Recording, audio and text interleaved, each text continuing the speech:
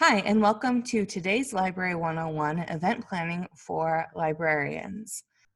This video will go over event planning for those that never really planned on being an event planner. Event planning is planning that goes beyond programming. Event planning is much different than just planning a program. Even though planning programming is not easy, for the most part, you can control almost all aspects of the program. In an event, that is not the case.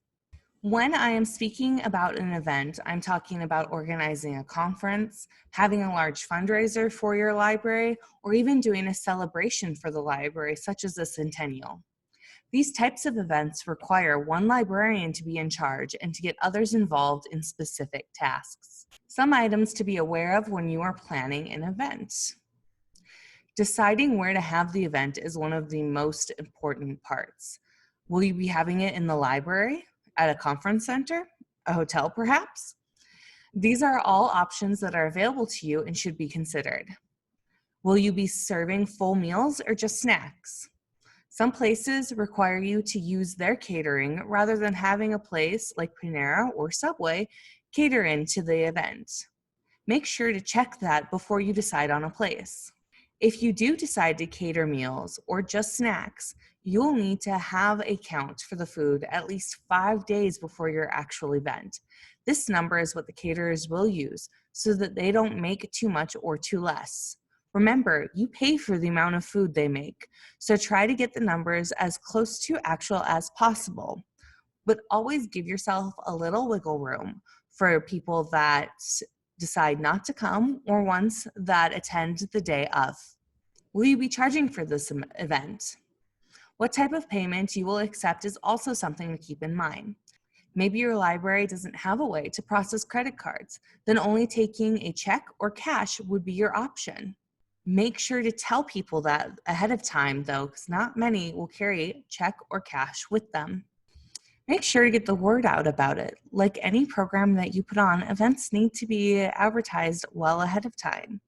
This way, you make sure people come. If they don't know about it, they can't attend.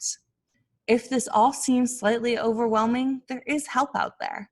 If you have a tourism office in your town, contact them for help in finding a location, caterers, or any gifts you might want to give away.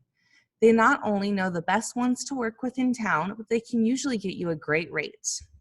If you don't have a tourism office, don't panic. There are some great event planning courses on Universal Class, which is available to anyone with a public or state library card in North Dakota. Finally, the North Dakota Commerce Office has some event planning guidelines on their website that were created to make this process easier for those of us who have not made this a career choice.